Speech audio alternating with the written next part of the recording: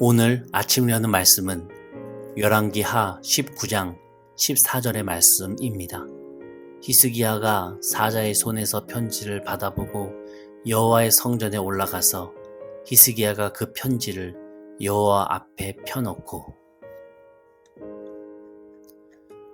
할렐루야. 오늘 말씀을 통해서 주님의 뜻을 깨닫는 지혜와 기도의 응답을 누리는 은총이 우리 모두에게 넘치게 될 줄로 믿습니다. 북이스라엘을 멸망시킨 아수르는 이제 남유다를 침략했습니다.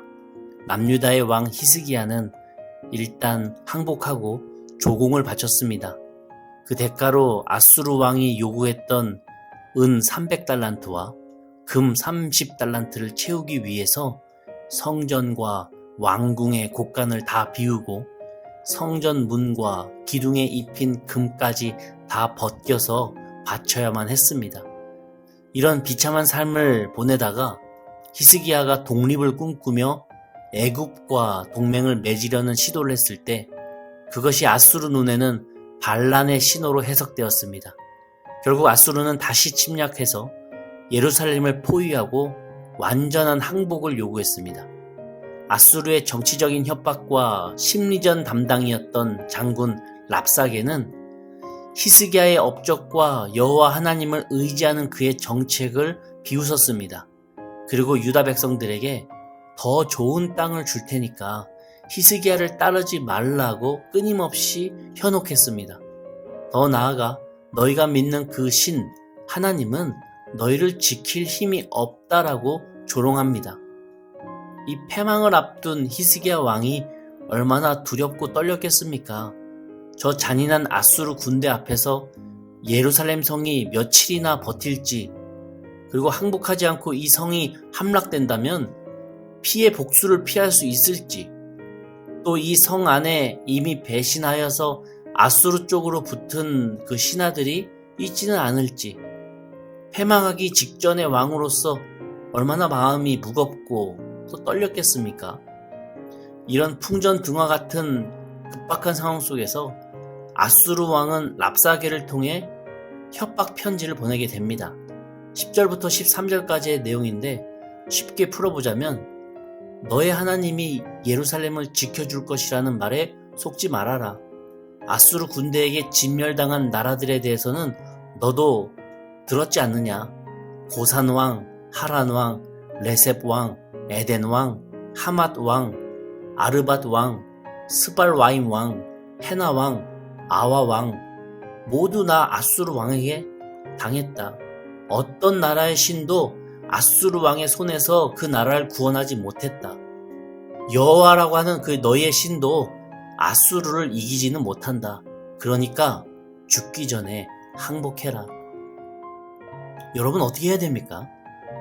이런 아수르 왕의 협박 편지는요, 사실 틀린 말이 아니에요. 랍사게 장군은 이 편지를 전해주면서 편지에 소개되었던 이 왕들의 그 머리도 함께 들고 와서 보여줬을 겁니다. 죽은 왕들의 머리를 본 히스기야 역시도 아니 나라고 다를 바 있을까? 내일 내 머리도 저 장식품 중에 섞여 있지는 않을까? 두려웠을 거예요. 대제국 아수르에 비하면 남유다는 그저 아주 작은 힘없는 나라였기 때문입니다. 이런 위기 앞에서 애굽은 조용하고 신하들과 백성들 가운데 수군대면서 그냥 아수르한테 붙어서 쥐죽은 듯 가만히 있지 왜 반항했냐고 반대하는 목소리도 이제 막 들려와요. 또 이렇게 패망 직전까지 오니까 주변에 아무도 없고 홀로 외롭습니다. 여러분, 내가 이 히스기야 왕의 입장이라면 이런 절체절명의 위기의 때에 어떻게 무엇을 하시겠습니까? 전략회의요? 그 회의장 안에 스파이가 있을 수도 있고요. 작전이 들키는 날이면 오히려 전면전에 돌입해서 예루살렘 성은 파멸을 피할 수가 없습니다. 항복이요? 항복을 해도 히스기야는 죽음을 피할 수가 없어요.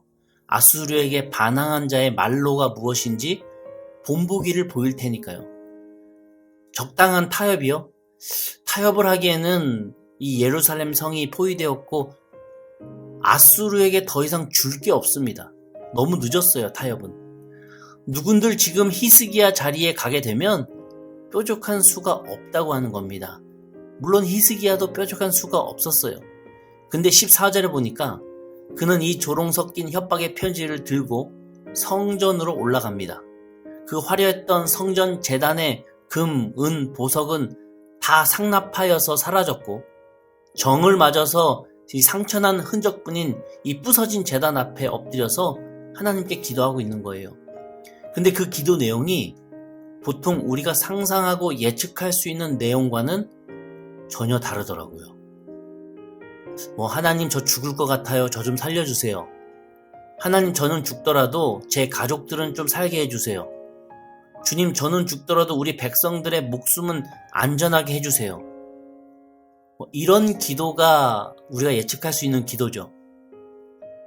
근데 히스기야의 기도는 달랐습니다. 그의 기도는 왕의 입장에서 한 기도도 아니었고 아버지의 입장에서 한 기도도 더욱 아니었어요. 바로 종의 입장에서 한 기도였습니다. 그는 하나님을 너무나도 극진히 섬기는 종이 되어서 하나님의 이름과 주님의 명예를 위한 기도를 하더라고요. 18절과 19절을 요약해보자면 저 멸망당하고 목이 잘린 이방 왕들이 섬기던 그 우상들과 지금 제가 섬기는 그 하나님을 아수르가 동급으로 취급하며 조롱을 하는데 저는 너무나도 자존심이 상하고 화가 납니다. 주님, 하나님만이 유일한 여호와이심을 드러내 주시기를 원합니다. 하나님을 저 이방 우상들과 동급으로 취급하던 그 아수르가 후회하게 만들어주세요. 오직 천하만국을 주관하시는 여호와 하나님이 홀로 계신 유일신인 줄 그들이 알게 해주세요. 히스기야는 남유다 나라의 멸망을 앞두고 이런 기도를 하고 있더라고요. 그런데요, 하나님은 이 히스기야의 기도에 감동하셨습니다.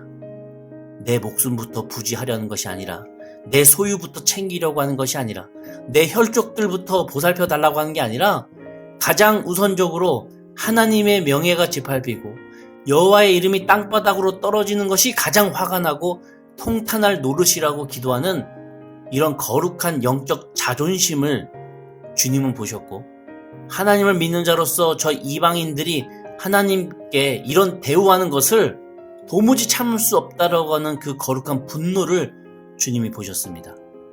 그래서 하나님은 이사야 선지자를 통해서 아수르 왕 산헤립이 이 예루살렘 성에 절대 들어오지 못할 것을 예언하게 하셨고 아수르 내부 정치적인 배신으로 인해 그의 아들들에게 아버지가 비참히 암살당하게 하십니다.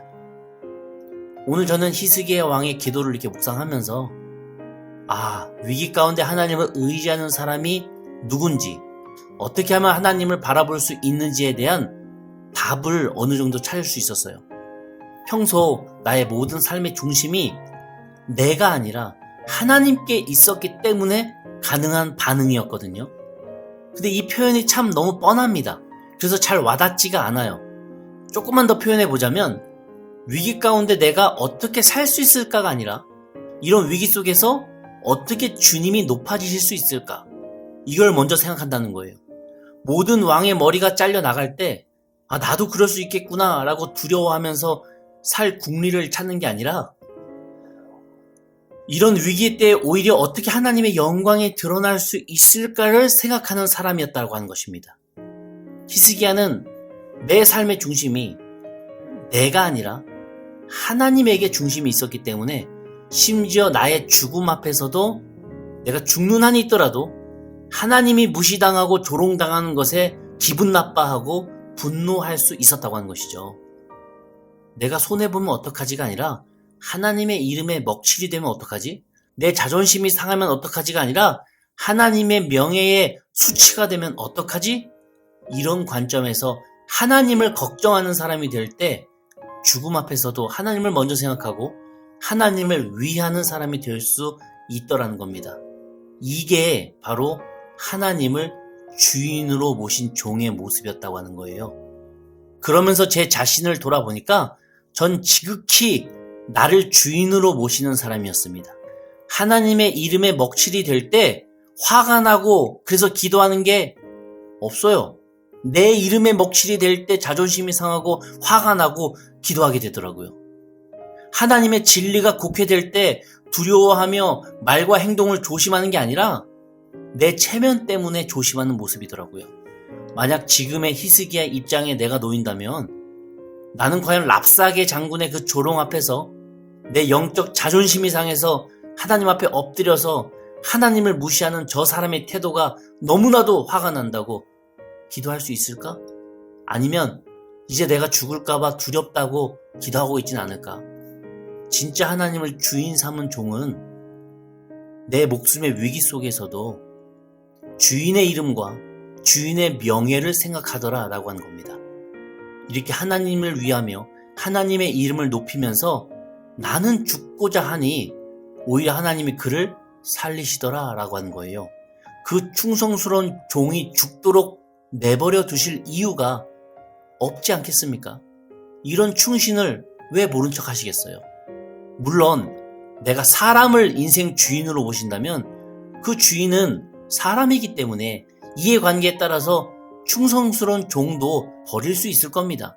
그러나 유일신 하나님은 그런 충성스러운 믿음의 종을 자신의 외아들을 희생시키시더라도 살리실 정도로 아끼시는 분이기 때문에 그런 종을 절대로 버리지 않으세요. 그래서 우리는 사람의 종이 되지 않고 하나님의 종이 되어서 그분을 영순위로 섬기고 그분의 명예와 그분의 진리를 위해서 살아가야 되는 겁니다. 그런 사람이 그리고 그리스도인이더라고요. 여러분, 나는 위기 속에서 나를 먼저 생각하고 나를 참 아끼는 주인이 바로 납니까? 아니면 나는 위기 속에서 하나님을 먼저 생각하고 주님을 위해서 일하는 종이 바로 납니까? 진정한 종은 내가 죽는 한이 있더라도 주인의 체면과 명예를 끝까지 지키기 위해서 목숨도 버린다는 것을 생각하며 우리의 삶의 위기 속에서도 내가 주인 되어서 주인의 관점에서 판단하고 행동하는 게 아니라 내가 하나님의 종이 되어서 종된 관점에서 하나님의 이름과 명예를 위해서 판단하고 행동할 때 하나님은 그 거룩한 종의 결단을 모른 척하지 않으시며 종된 우리가 생각하지도 못했던 결과까지도 경험하게 하심을 기억하시기 바랍니다. 이렇게 하나님의 종된 우리가 매사 하나님을 위하는 삶을 연습하고 또 그 삶을 살아낼 때 히스기야처럼 죽음 앞에서도 그 하나님을 위하는 삶을 살 수 있다는 것을 기억하시는, 그리고 그 삶에는 아무도 예상치도 상상치도 못했던 또 하나님의 능력이 가득한 주님과 동행하는 삶이 된다고 하는 것을 기억하시는 오늘 하루 되시기를 주님의 이름으로 간절히 축원합니다. 아멘. 우리 함께 기도하시겠습니다.